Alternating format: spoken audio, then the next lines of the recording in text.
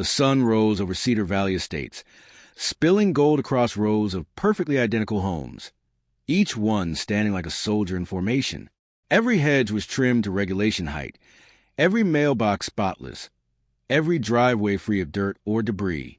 The neighborhood seemed peaceful, but beneath its polished surface ran a current of quiet tension, the kind that only existed in places where control was mistaken for community. Captain James Harlow stepped out his home just after dawn, coffee in one hand, keys in the other. The morning was still, save for the hum of sprinklers and the distant bark of a neighbor's dog. He had returned from overseas not long ago, a man who had spent 2 decades in service, now learning the strange rhythms of civilian life. His home was modest, neat, and paid for. He liked things simple: early mornings, quiet routines, and the steady satisfaction of small work.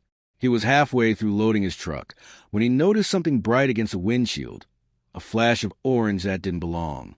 He frowned, set down his cup, and walked closer. The paper fluttered in the light breeze, pinned beneath the wiper like a warning.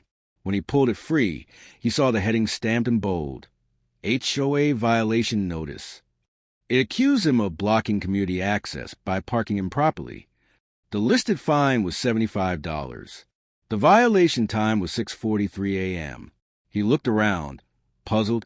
His truck sat neatly in his own driveway, angled exactly as it had been the night before. No sidewalks were blocked. No vehicles were obstructed. The only thing in violation, it seemed, was Karen Wilcox's sense of control. Karen was the HOA president, and everyone in Cedar Valley knew her reputation. She lived 2 doors down, a woman who believed authority was her calling. She had fined retirees for leaving flags out overnight, sent warning letters about holiday lights that stayed up too long, and once forced a single mother to repaint her fence because the shade of white wasn't HOA approved. Her voice carried across meetings like a sermon, and her clipboard might as well have been a sword. James folded the paper neatly and slipped it into his pocket. He didn't curse or even sigh. He'd been yelled at by generals and bureaucrats in foreign war zones. One suburban tyrant with a rule book wasn't going to rattle him. Still, as he turned back to his truck, he noticed Karen standing on her porch with her phone, watching him. She didn't smile. She just recorded. Her eyes followed him as he tightened the straps on his gear and loaded a few toolboxes into the bed. Every motion seemed to offend her. The longer he ignored her, the stiffer her posture became. She wasn't used to silence. She wanted reaction, wanted him to justify himself, to give her something to control. But James didn't play that game. He closed the tailgate, locked it, and leaned briefly against the truck, finishing his coffee as if she wasn't even there. The sound of birds filled the quiet between them. Karen, clearly frustrated, spoke into her phone again, glancing up repeatedly as she paced along the curb. He could tell what she was doing, reporting, documenting, escalating. He had seen people like her before in other uniforms, other settings, the ones who mistook authority for purpose, the ones who needed power over others to feel significant. A few neighbors peeked through blinds. The show had begun. They'd all been in this position before, victims of some minor infraction twisted into a full-blown offense. No one intervened. No one ever did. In Cedar Valley, people survived by keeping their heads down. When James went back inside for a moment, Karen walked to the edge of his driveway, snapping photos of his truck from different angles. Her shoes clicked sharply on the pavement, like punctuation marks. He returned just as she finished taking her last photo, pretending not to see her. That only irritated her more. Minutes later, she stood in the street again, one hand on her hip, phone pressed to her ear. Her voice carried across the still air, sharp, official, and self-important. Words like refusal, noncompliance, and possible disturbance floated over to where James stood. It didn't take much to understand what she was doing. She was calling the police. He watched her with quiet disbelief, not angry but faintly sad. This was what it came to, a woman so desperate for control that she would summon law enforcement over a man parking in his own driveway. James didn't move. He simply waited, calm and unmoved, as he'd been trained to do in far worse situations.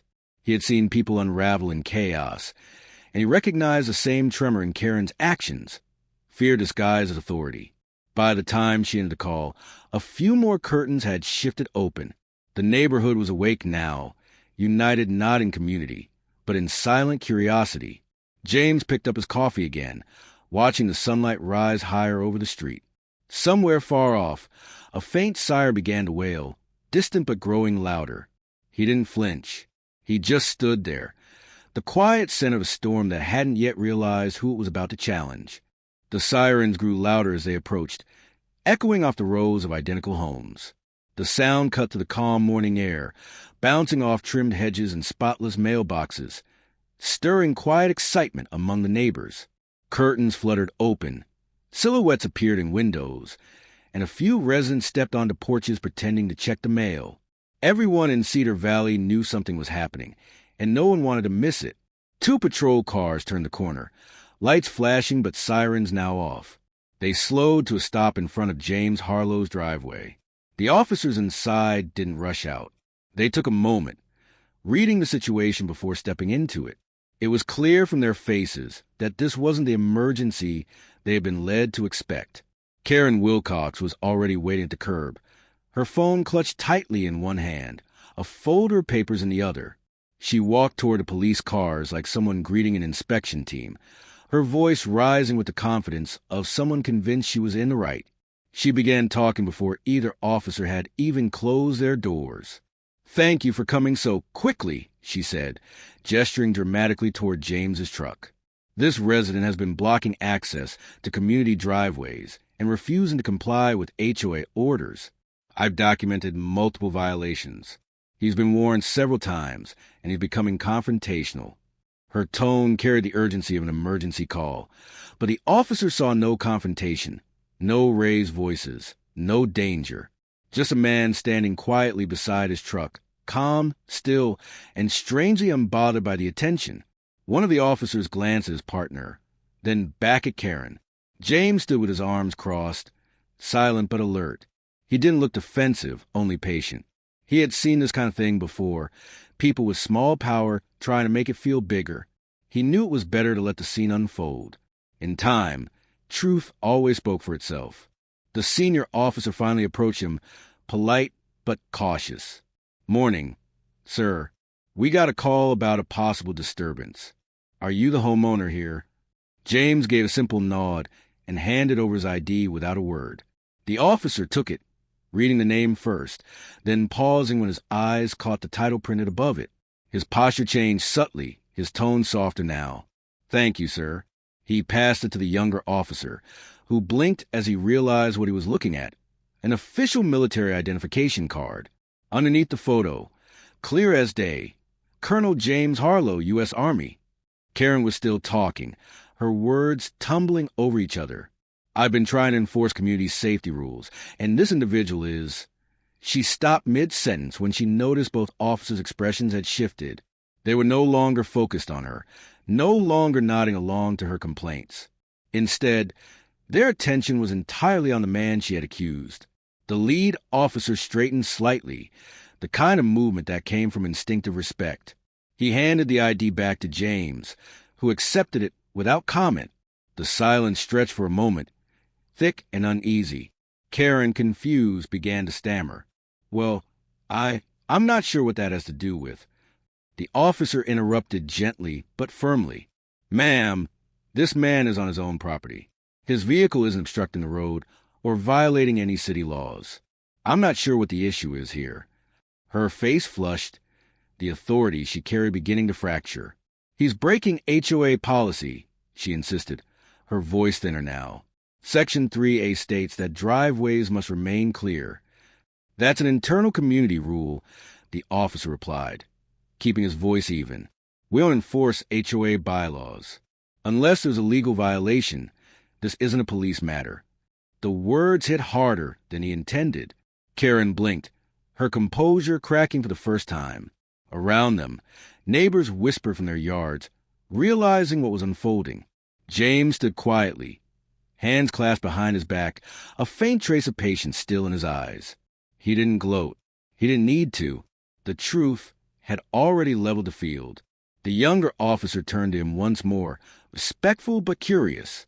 "Colonel, do you need any assistance here?" James shook his head lightly. "No, thank you, officer." His tone was calm, but carried a weight that needed no explanation. The officer nodded, understanding without words. Then came a moment that no one in Cedar Valley would forget. The senior officer, realizing fully who stood before him, gave a small but distinct salute, crisp, deliberate, and full of respect. It was instinctive, the kind of gesture trained into soldiers no matter how far from base they stood. The entire street seemed to pause. Karen's expression froze. The hum of quiet conversations died instantly. The salute lasted only a moment, but its meaning lingered long after the officer lowered his hand. Karen's authority evaporated. The man she had accused of non-compliance was no mere homeowner.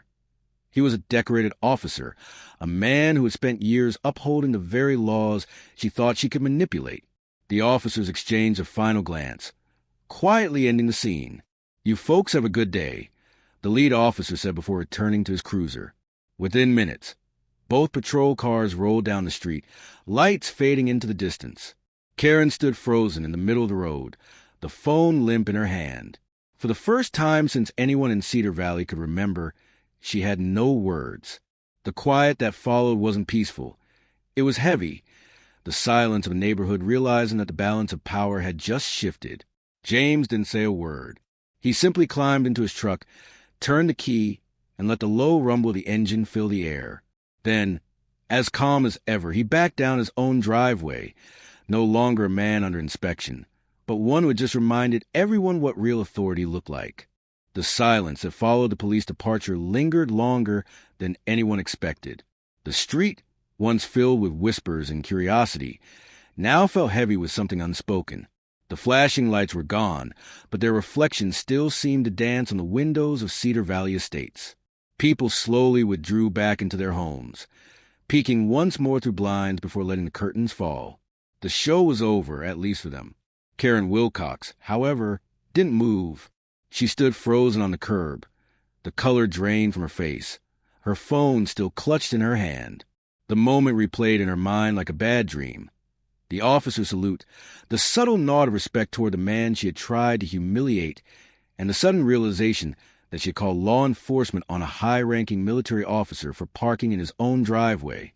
The neighborhood had seen it all. Across the street, James Harlow stood quietly beside his truck, the faint hum of the engine the only sound breaking the stillness. He didn't look at her. He didn't gloat or smile. He simply remained calm, the kind of calm that only came from years of discipline and command. To him, this wasn't victory. It was just another unnecessary conflict resolved with silence and patience. He had lived through far worse than a neighborhood dispute. He'd dealt with foreign officials, battlefield tension, and high-stakes negotiations where one wrong word could cost lives. Compared to that, an HOA president with a clipboard was little more than noise. But he also knew something she didn't. Every action, every report, every abuse of authority left a paper trail. And in his world, paper trails told stories. Karen turned on her heel, walking briskly back toward her house, her movements sharp and flustered. The confident stride she usually carried at HOA meetings was gone.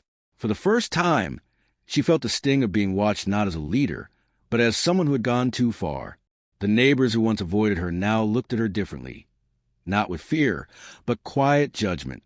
The balance she had maintained through intimidation was cracking.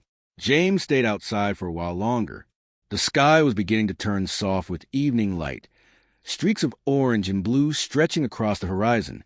The moment the officer had saluted him still lingered in the air, not because of pride, but because of what it represented. It reminded him that respect wasn't something you demanded. It was something earned. He walked up to his porch, the steps creaking under his boots. From there, he could see Karen's blinds twitching as she peeked out, unable to leave the moment behind. He knew what was coming next. People like her didn't stop after being embarrassed. They doubled down, trying to regain the control they'd lost. But this time, she wouldn't be dealing with a neighbor who feared fines or warnings. She'd be dealing with someone who understood systems, regulations, and the chain of accountability better than she ever could. Inside his home office, James opened his laptop and began typing. His desk was simple, organized at a command post, with files, documents, and folders neatly stacked. He pulled out the HOA bylaws, downloaded from the community website, and began reviewing them line by line. Years of military and administrative work had made him meticulous. Within minutes, he spotted inconsistencies, clauses that overstepped legal property rights, vague language that gave Karen unchecked power, and fines issued without due process.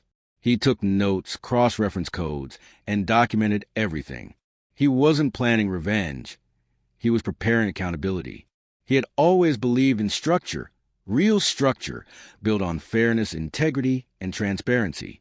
What the HOA had become was a distortion of those values. Outside, the neighborhood was still quiet. Porch lights flicked on one by one as dusk settled over Cedar Valley. The air carried the scent of cut grass and faint tension. For the first time in years, Karen didn't walk her usual evening round with her clipboard. Instead, she stayed inside, blinds drawn, phone silent. The woman who once patrolled the community now hid from it. James closed his laptop and looked out the window. He could see his driveway clearly from where he stood, the place where a simple orange notice had started all this. It seemed ridiculous now, but in a way, it had revealed something deeper about Cedar Valley. People here had forgotten what authority was supposed to mean. They had mistaken control for leadership, intimidation for order, and silence for peace. He turned off the light and stood for a moment in the dim glow of the evening, thinking of all the times he had seen the same dynamic play out on larger stages. Power misused, responsibility ignored, consequences delayed but inevitable. Karen's call had been meant to shame him, but all it had done was expose her. Tomorrow, he knew, the whispers would spread. Word of the salute would move from porch to porch, through group chats and morning walks.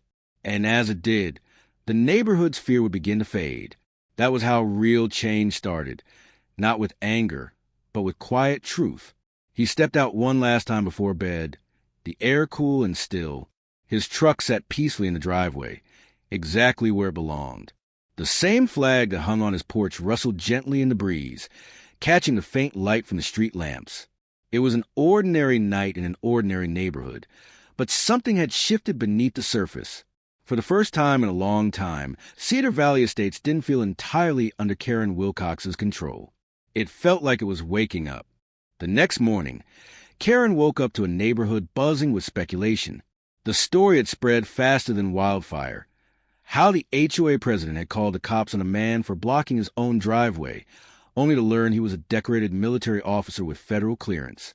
Neighbors whispered on morning walks, exchanged texts, and watched from their porches as James's truck remained proudly parked where it had always been. But for Karen, the embarrassment burned deeper than any rumor could express. Her authority had cracked, and she could feel it slipping through her perfectly manicured fingers. She tried to regain control the only way she knew how, through paperwork and intimidation. By noon, she had drafted a formal violation notice, complete with legal jargon and a threat of towing if the vehicle wasn't moved within 24 hours. She printed copies, bolded certain phrases for dramatic effect, and marched toward James's house with the resolve of someone trying to reassert power in the face of public humiliation. But when she arrived, she noticed something that made her hesitate. There were 2 unmarked SUVs parked near the curb, clean, tinted, and unmistakably official. 2 men in plain suits stood near the truck, reviewing a clipboard. Their presence was quiet but authoritative, and it instantly changed the atmosphere. They weren't HOA contractors or local code enforcers. They were the kind of people whose presence made others straighten their posture without realizing it. James stepped outside moments later, his demeanor as composed as ever. The agents nodded to him respectfully before returning to their vehicles. Karen froze mid-step, holding her clipboard against her chest as he turned his gaze toward her. There was no malice in his expression, only a calm that seemed to draw every ounce of her confidence away. Without raising his voice or even speaking, his presence said everything. By the time she found her words, the agents were gone. "Mr. Harlow," she began, her tone rehearsed yet trembling at the edges, "I've issued a notice regarding your vehicle. As per the HOA's authority, we require all residents to comply with." But her words faltered as he simply looked at her, then down at the letter she held. He didn't take it. He didn't need to. The silence between them was heavier than any confrontation could have been. For the first time, Karen sensed that this wasn't just another stubborn homeowner pushing back. There was a line she had crossed, and she didn't even understand where it was drawn. Later that afternoon, Karen's inbox pinged with an email from the Regional Housing Commission, a name she rarely saw outside of official audits. The message was short, almost sterile, but its meaning hit her like a strike. It stated that a formal review of HOA procedures in Cedar Valley Estates had been initiated due to multiple complaints regarding misuse of authority and resident harassment. The email cited potential interference with protected individuals under federal jurisdiction. Karen stared at the screen, her confidence evaporating. She immediately called a board meeting, her voice shaking slightly as she explained that some misunderstandings had triggered unnecessary attention from higher authorities. But the other board members, sensing the shift in public opinion, were already distancing themselves. They mumbled cautious support, but their eyes betrayed their fear. That evening, James walked a quiet street with his dog, nodding politely to a few neighbors who offered grateful smiles. Many had quietly resented the HOA's overreach for years, but had never dared speak up. Now, someone had stood firm, and not just anyone. His calm defiance had given them something they hadn't felt in a long time: courage. Meanwhile, Karen sat at her kitchen table, surrounded by papers and half-finished statements, trying to figure out how a single phone call to police had spiraled into a potential investigation. Her reflection in the dark window looked unfamiliar, smaller, anxious, and uncertain. For years she had built her reputation on control, believing that authority came from fear and rules. But now, facing a man who didn't flinch at her power plays, she felt exposed. The neighborhood that once hung on her every word was beginning to question her. And in that slow unraveling of control, Karen realized something chilling. The man she had tried to intimidate wasn't just another resident. He represented a system far beyond her reach, one that didn't play by HOA bylaws or neighborhood politics. That night, the streetlights flickered across James's driveway as the quiet settled over Cedar Valley once again. His truck remained parked exactly where it had been, undisturbed. The unmarked SUVs didn't return, but the message had already been delivered. The balance of power in the neighborhood had shifted, and Karen Wilcox was no longer the one holding the reins. The weeks that followed marked a quiet but undeniable transformation in Cedar Valley Estates. The manicured calm that once masked tension now carried a different kind of silence, one rooted in awareness rather than fear. The residents who had once avoided eye contact with the HOA board now greeted one another with knowing nods.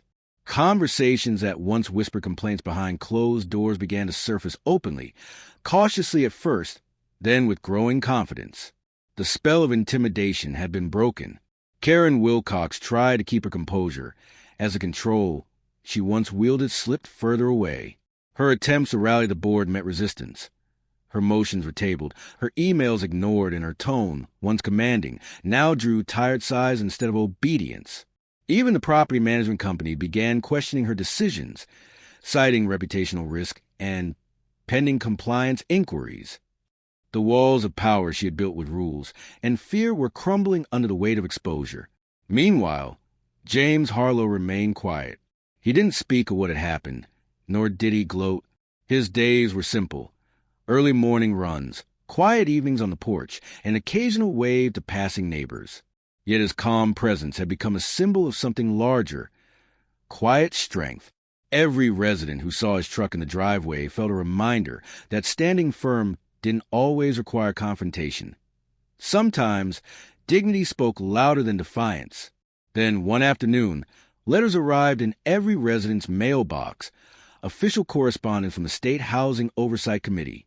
It announced the suspension of the Cedar Valley HOA board pending a full investigation into systematic misconduct, abuse of authority, and harassment of residents. The news rippled through the community like a cleansing storm.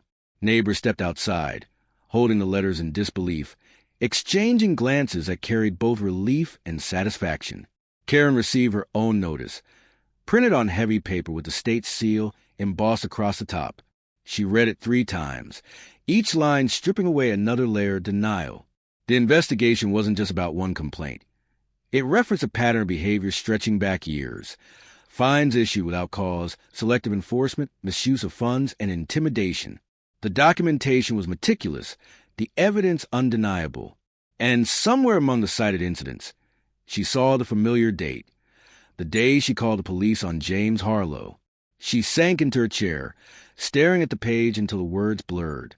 For the first time, she understood the magnitude of her mistake. She hadn't just crossed a resident. She had crossed a man who operated within a world of systems and accountability she could never manipulate. A man who had spent his life upholding order, not through fear, but through service and principle. Days later, an unmarked sedan arrived quietly in the neighborhood. Two men stepped out and approached James's home, shaking his hand before walking toward the HOA office. They stayed for less than an hour, leaving with files and a computer hard drive. Word spread fast. It wasn't local police, but federal investigators reviewing community records as part of a broader audit. Whatever this was, it had moved far beyond Karen's reach. In the following weeks, the board formally disbanded. A transitional committee of residents was appointed to oversee community operations until elections could be held. The tone of the neighborhood changed. Where there had once been hostility, there was now discussion. Neighbors who had been fined for trivial issues, garden decorations, mailbox colors, parking overnight, came forward with stories that painted a clear picture of years of manipulation. For the first time, people listened to one another without fear of retaliation. Karen stopped attending community meetings. Her once confident walk across the manicured lawns became a quick shuffle, eyes low, as if hoping not to be recognized. The house that once served as the epicenter of power now looked dim and ordinary, its porch light left off more often than on. She would later resign formally, citing health concerns, but everyone knew it was in an era and the beginning of accountability. As for James, he remained the same steady presence he had always been. When asked by a local reporter about the situation, he simply said that communities function best when fairness outweighs fear.